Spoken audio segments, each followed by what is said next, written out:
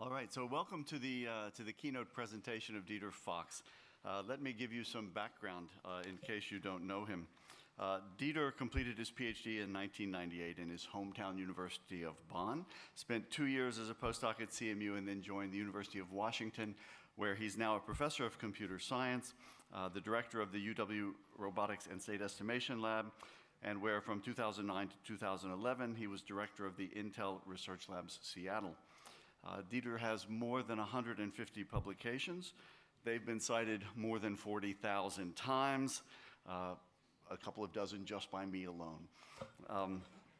Among those, you'll find the Probabilistic Robotics book and the Museum Tour Guide paper. I think those are two publications that changed the way a lot of roboticists think about robotics. Certainly it changed the way I think about robotics, and it ushered in what is now a new generation, if not a new paradigm, of probabilistic robotics. The Museum Guide paper has been named as one of the AAAI classic papers very recently, and he's won a number of other best paper awards that I won't list now due to time. Dieter's influence in robotics is more than just his publications. He's been a senior editor for the Transactions on Robotics, PC chair for RSS and AAAI. He's on the advisory boards for the Journal of AI Research and also for RSS. He's a fellow of AAAI, a fellow of the IEEE. It's been a pleasure for me to work with him in the past, to learn stuff from him, and now it's my pleasure to introduce him to you. This is Dieter Fox. Thanks a lot. Thanks a lot, everybody, for coming and even being on time. What I want to talk about today is kind of give you an overview of some of the work we've been doing in my lab using depth cameras for kind of 3D modeling of objects and for tracking environments. And the ultimate goal of this work is really being able to track and explain every single motion that is going on in a scene and also track every single activity that's going on in the scene. Of course, that's more a long-term goal, but it's kind of what's driving the work we are doing. And kind of as an example, application domain, imagine you have a robot in a biology wet lab where you want to do kind of procedures, experimental protocols, like working with pipettes and test tubes. And I think a natural way how you would like to interact with such a robot is just being able to tell it like what the objects look like this is a test tube over here. And then you want to also be able to demonstrate to the robot how it should, for example, move or shake one of these test tubes. This turns out actually in these, that's an important point that you do this the right way. And then finally also you want to then be able to execute these tasks alongside the robot and do it interactively with the robot. And I think there are many different aspects to enable this kind of work. On the one hand side, obviously, if you look at the text here, there's a lot of natural language understanding involved in this. We've done quite some work in that domain, but I'll just point you at the papers that Cynthia has published in this area. Today I want to focus more on the recognition and tracking side of that work. And you can imagine if you want to have a robot that can do these kind of things, I think the robot should be able to recognize all these objects. It needs to be able to track them very accurately, not just kind of with a bounding box. It needs to be able to also track the human interacting with the robot. Where is the person looking? What is the current task going on so that the robot can really interact with the person in a meaningful way. Obviously, this kind of work on visual recognition and tracking gets a lot of attention in the computer vision community. So here I just want to give you some examples of the kind of flavor of the work that's going on there. On the upper left, you see kind of an evaluation on the famous Kitty tracking data set, where the goal is to track all the cars in the environment and people and bicyclists with very obvious applications these days. It's pretty amazing how good these techniques have really gotten over the last year. So especially also maintaining tracks in different lighting conditions and being able to deal with occlusions. But at the same time, if you look at this, it's not really directly applicable to the kind of settings we have in mind, because tracking objects at the bounding box level is not sufficient. We want to really know the 6D pose of an object or the articulation of a human hand. Then there's work, of course, especially by the Microsoft research team, where they do some amazing work on tracking hands. The limitation here is it's pretty specialized to the kind of application domains they have in mind, and it's not readily clear how we can apply that directly in robotic setting. And moving upwards a bit, talking about activities, there's of course a lot of work under the domain called action recognition, where the idea is you get a short video snippet and you should automatically recognize what kind of action is going on. This is from the UCF sports data set. The limitation here is that really the focus is just giving one label to the whole video, but I think if you want to have robots that can interact with people, we need a much better, finer-grained understanding of what's going on in a video. So for example, here you might be able to say the person is kicking a ball without even seeing a ball, right? But we as roboticists, we really want to have a much more detailed understanding. And that brings me to this kind of 100-100 tracking challenge, where the idea is here's a video taken with 3 depth cameras of a person doing a protocol in a wet lab. Now imagine in such a setting, we know the environment, and we can imagine a robot working, for example, in your home in the kitchen. It also knows the kitchen after a while. It has depth cameras to observe what's going on. You might even have 3D models of the objects, and you might know the people you're interacting with. And the main goal now is, can we really analyze such a video to the level such that we can say we can identify every single pixel in every single frame and tell you what object is involved, what activity is being performed, and for example, what is the articulation of the person in that scene. So that would be the ultimate goal, really having robots that can analyze very fine-grained of what's going on around them. In order to move towards this challenge, there are kind of 3 questions that we have to look at. One is on modeling scenes. The first thing, you need to get a model of the scene and the environment. The next one is then, once you have models, you would like to be able to track what's going on in the scene in real time, track the objects, track the people. And finally, of course, an important part is to initialize those trackers. An important component is what we call object detection, and I'll talk about that in the last section, and then I'll conclude with a discussion. But let me start with the modeling part. There's, of course, with these depth cameras, there's been a huge amount of work on 3D mapping, and my student Peter Henry has done some early work in this, using these depth cameras where you combine the color and the depth information to come up with actually pretty nice, dense 3D models of environment. Here's a model that you built by just walking through a bay in the in the wet lab and get a pretty nice 3D colored model out of this. You can see at the same time that there's still quite some limitations. So in the upper left-hand side, there are these kind of plastic bottles, and because they're transparent, so we can't really get a very good 3D model out of them. But on the other hand, you can see already that we're getting pretty good 3D models of environments. Now, in addition to just getting model of the environment, you might want to think about modeling also the objects. And the techniques underlying object modeling are very similar to just modeling an environment, because we assume that the object is just not is a rigid object. Some early work that my student Mike Cranin did there was actually enabling a robot to pick up an object and then track the object as it's moving it in front of its own camera in order to autonomously build a 3D model of the object. Okay, and the exploration of the object is kind of driven by a next best view uncertainty minimization idea, where the notion is we build a 3D model of the object, and we also have a notion of uncertainty in the surface, and the robot moves the object in front of its own camera so that it can minimize the uncertainty in the 3D shape of the object.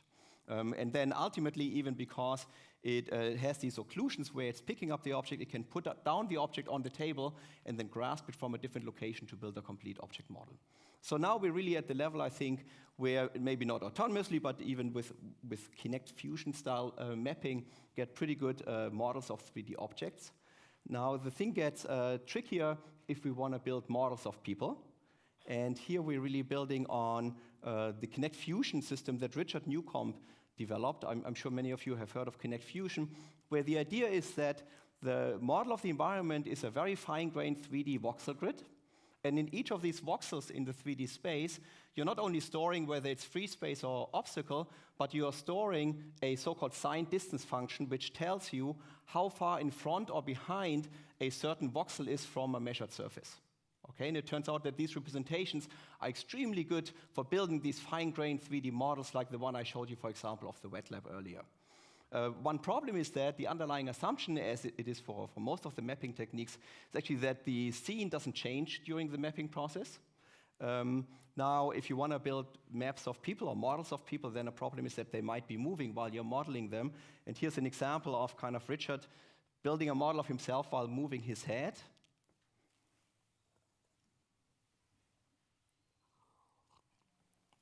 And you can clearly see that that's not a very accurate model of him, because what the mapping system does is just kind of averaging over the data, because it assumes the scene is rigid, and the only thing that's moving is the camera. So what you would get out of this is such a kind of pretty useless model. And especially if you imagine also building models of children or things like that, they're not going to stand still. So we had to come up with a technique of trying to model people, for example, while they are moving. And that brought up this new technique that Richard developed while he was a postdoc with Steve Seitz and me at UW, which is called dynamic fusion. And the idea here is that we're building a non-rigid model of a person as the person is moving. So what you see in the left is kind of an outside view on the setting. So there's a depth camera sitting on the laptop looking at Jessica in this case. Upper right portion, you can see the raw depth image that the camera is seeing. And on the lower right, the important part is what we show you is the model that is being built projected back into the live data. So you can see that the model of her is becoming more and more complete, and at the same time also we are able to really accurately project it back into the live data so that the mapping process itself is actually working pretty well. And an important aspect of this work was really that we can do this in real time, and this is shown here because the video laptop actually shows the mapping process in real time. Okay? So we can do this at 30 frames a second, updating this model. And the key trick compared to Kinect Fusion is that we're not only building a rigid model of the person, surprisingly actually we're building a rigid model of the person, but along with this model, we're also estimating what's called the volumetric motion field, which means for every point in the 3D volume of that model, we are estimating how that point should move such that it tracks the real life data that we see. Here you can just see one slice of this volumetric motion field on the left side. So on the left side you see a static model, and on the right side you see a warped model that we can get through this motion field. So you can see these 3D vectors moving in the space, and this is just one slice, and we're estimating this actually through the 3D volumetric space, and we can model this way actually a pretty wide range of motion and deformations, and that is why the mapping actually works, because we do this in real time as we're doing the mapping. Because otherwise you couldn't build a consistent model of the person. Let me just give you one more example. Here is a scene, look at, especially at the cup, where the model is becoming more and more complete because things get out of these occlusion ranges. You look at the lid up there of the cup, that now, over time, actually we're getting a complete model of that. Okay, so now where we are is we can build models of environments, of objects, and of people. And the next question is, in real time, we would like to be able to track things as they are moving through the scene. And that brings me to the second topic, which is on tracking what we call articulated scenes. And here, my student Tanner has done a lot of work in the framework we call DART, Dense Articulated Real-Time Tracking. And the idea is that we represent an articulated model by pieces of signed distance functions, which means pieces of Kinect Fusion maps, if you think so. Okay, and these different pieces are then stacked together through an articulation which represents kind of the motion relative to these. So you can imagine this could be a whole body, this could be, it's a Baxter robot, a human hand, or even furniture like drawers opening or closing can be modeled in this framework. And again, now the notion is what we want to do is we want to track these objects as they are deforming in the scene. Let me just give you one example of, this is a manipulator picking up an object, a block, okay? And now imagine you have a depth camera and you look at that scene, so you will see these black dots coming up. These are the observed dots of the depth camera, let's say. So now you have the model in gray and the dots in black. And the goal is you can see this mismatch between those, and what we want to do in tracking is, of course, we want to match the data against the model. And with the signed distance functions, we can very, very quickly compute for all these black points. We can compute through these SDF signed distance fields, we can very quickly compute the distance of all the observed points to our model, and then we can optimize the model pose so as to minimize this. So this is a version of this articulated ICP, but using these signed distance functions for very rapid lookup of these distance fields. The interesting part is using a real volumetric model of the object is also that we can add physical constraints into the optimization process. So imagine this robot here, for example, has touch sensors, and it detected that these two fingers are in contact with the object. We can also model that through the signed distance function, and now in the optimization, make sure that the fingers are actually touching the object. Okay, this just becomes one component of the overall optimization. It's not a separate part. And now look at the two fingers, and you can imagine that they're actually sticking inside each other. So there's some kind of inconsistency here. But using this volumetric representation, we can also detect these inconsistencies and then include them in the optimization such that the fingers are actually consistent as well. So objects don't stick into each other, for example. Okay? So using this model-based approach, we can take all these things into account as we are optimizing over the tracking process.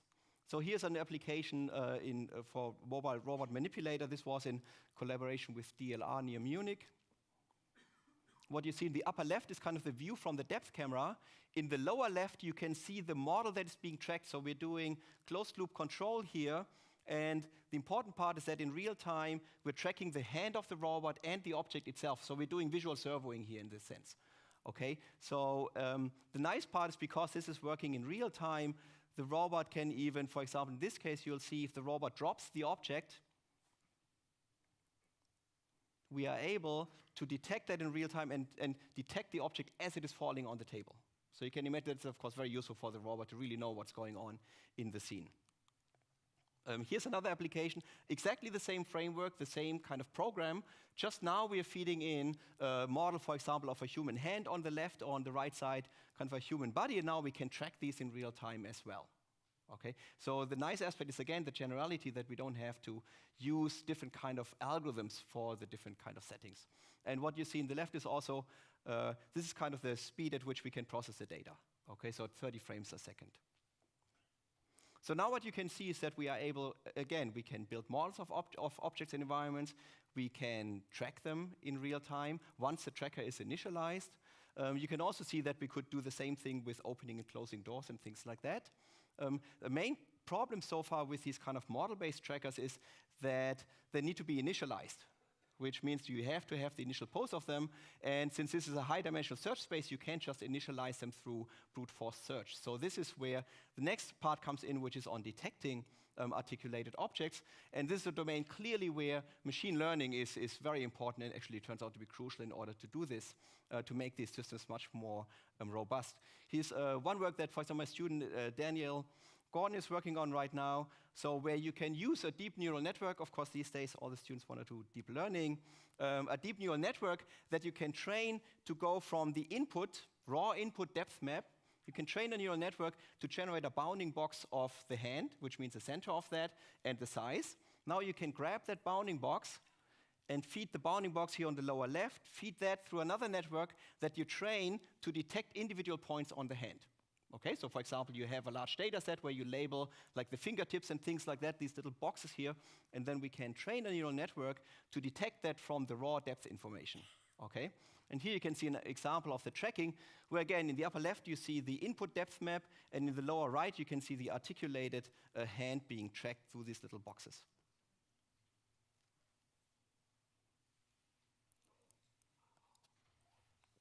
An interesting aspect here is actually that the network also learned, for example, when you see the hand from here, from your viewpoint, and you see the hand, the neural network is even able to predict kind of 3D poses for my pointer, even though it's occluded by the data. So the network inherently also learns, for example, a kind of articulation model of the hand itself. Okay? And this is not tracking through time. This is every single frame is viewed from scratch without history, right? Just to show kind of the robustness of this. What you can also do then with this kind of data, you can match a dart model. If you have an articulated model of the hand, you can match it against these 3D detected points and then do tracking of this articulated model, which might enable you to also incorporate kind of 3D constraints and things like that. So far what we assume is that we have a training data where someone really labeled these individual points for every frame. In a different line of work, student Tanner is looking at how can we learn dense data association in a fully unsupervised way. So the notion is, instead of detecting individual points on a hand, for example, we would like to be able to detect any single point, any single surface point on the object model. And what he's doing there is leveraging kind of the modeling power of dynamic fusion. So imagine on the upper left, you can see a dynamic fusion model of Tanner being built from the video that you see here on the right, or that you see an image of it right now. And what we can do with this data now is, without any manual labeling, we can pick any point on the object model. so in this case, the kind of the blue dot on the forehead, and we can go to the video data, and we can label that point throughout the data at the pixel level. Okay, so we can tell you for every video frame which pixel was looking at this point on the model. Now the trick is we can train a neural network such that image patches that look at the same point are mapped to a feature space or an embedding space that maps them nearby, and image patches that look at different pixels that they are mapped apart from each other. Now you can use this embedding for data association. Okay, so what you can do then is, for example, you can take a model from one scene and look at an image from another scene, and for every pixel you can compute this embedded space, and in the embedded space you compute a distance function based on which you can do the data association. We can use this now to kind of transfer dynamic fusion models across scenes. So on the left you see always kind of the scene where the dynamic fusion model came from, and on the right you can see how we match it into the scene.